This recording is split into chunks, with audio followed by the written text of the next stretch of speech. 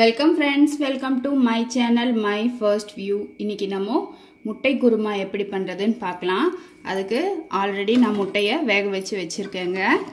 இதுக்கு தேவையான மசால் ஃபஸ்ட்டு அரைச்சிக்கலாங்க. ஒரு மிக்சி ஜார் எடுத்துக்கோங்க. அதில் சீரகம், மிளகு, சோம்பு, கசகசா, பச்சை மிளகாய், அப்புறம் ஒரு 4-5 முந்திரி எடுத்துக்கோங்க. அதையும் சேர்த்திடுறேன். கூடவே ஒரு 2லேருந்து 3 சில்லு தேங்காய். இப்போ இதை நல்லா தண்ணி தெளித்து அரைச்சிக்கலாங்க. பார்த்திங்கன்னா தண்ணி தெளித்து நல்ல மையாக அரைச்சிக்கிட்டோம். இப்போ இது ஒரு பக்கம் எடுத்து வச்சிடலாம். பேன் ஹீட் ஆனதும் அதில் எண்ணெய் சேர்த்திக்கலாம். எண்ணெய் காஞ்சதும் ஒரு ஜாவித்ரி, ஒரு நட்சத்திர, 2 பட்டை, ஒரு ஏலக்காய், ஒரு 4 கிராம்பு சேர்த்திடுறேங்க. கூடவே ஒரு பிரிஞ்சி இலை,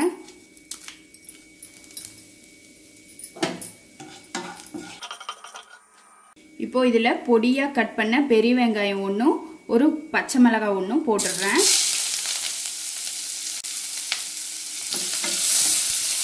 நல்லா வதங்கட்டுங்க.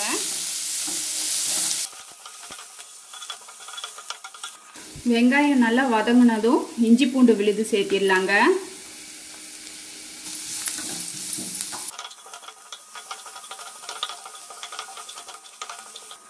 இஞ்சி பூண்டோட பச்சை வாசம் போனதும் பெரிய வெங்காயம் 2 நல்ல பேஸ்ட்டாக அரைச்சி வச்சுருக்கேன். தண்ணி எதுவும் சேர்க்க வேண்டாங்க, அப்படியே அரைச்சா போதும்.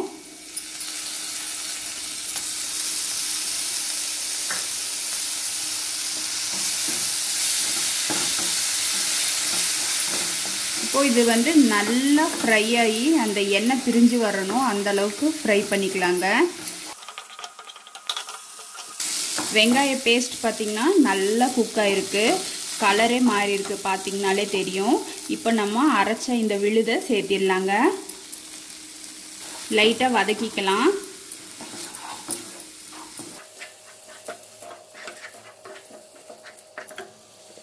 இப்போ இதில் தண்ணி சேர்த்திடலாங்க.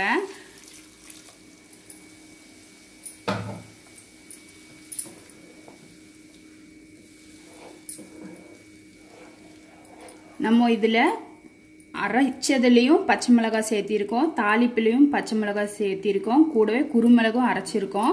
அதனால் காரம் பார்த்து சேர்த்திக்கோங்க. உங்கள் பச்சை மிளகாயோட காரம் எவ்வளோன்னு எனக்கு தெரியாது, பார்த்து சேர்த்திக்கோங்க. இதில் நம்ம மிளகாய் பொடி எதுவும் சேர்க்க போகிறதில்ல.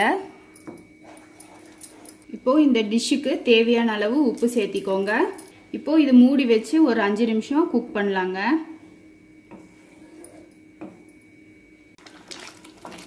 பச்சை வாசமெல்லாம் போயிடுச்சுங்க. இப்போது குருமா தயாராகிடுச்சு. உங்களுக்கு கிரேவி எந்த கன்சிஸ்டன்சி வேணுமோ அந்தளவுக்கு நீங்கள் சுருக்கிக்கோங்க. இது பார்த்திங்கன்னா ஒயிட் குருமா மாடலில் தாங்க பண்ணியிருக்கோம், சப்பாத்திக்காக பண்ணினது. இப்போது தண்டோடு கட் பண்ணி வச்ச கொத்தமல்லி தலையை தூவிடுறேங்க. எப்பவுமே பார்த்திங்கன்னா கொத்தமல்லி தலை டிஷ்ஷு முடிக்கிறதுக்கு ஒரு 2 நிமிஷம் இருக்கும்போதே போட்டுடுங்க. அப்போ தான் கொத்தமல்லி தலையில் இருக்க எசன்ஸ் எல்லாம் நம்ம டிஷ்ஷில் சேரும். இப்போது நம்ம 2 கட் பண்ணி வச்ச இந்த முட்டையை சேர்த்திடலாங்க. இது நாங்கள் வளர்க்குற நாட்டுக்கோழி முட்டைங்க. 2 நிமிஷத்துக்கு அப்புறம் நம்ம இந்த முட்டையை திருப்பி போட்டுடலாங்க. எதுக்காகன்னா இந்த முட்டையில் இந்த குருமாவோட டேஸ்ட் இறங்குறதுக்காக.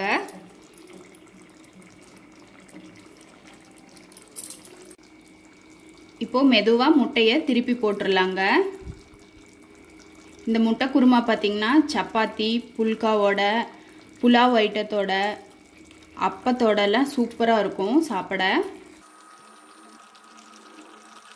மெதுவாக திருப்பி போடுங்க, இல்லாட்டி அந்த மஞ்சக்கரு கரைஞ்சிடும். திருப்பி போட்டுட்டு இப்போ நான் ஃப்ளேமை ஆஃப் பண்ணிடுறேங்க.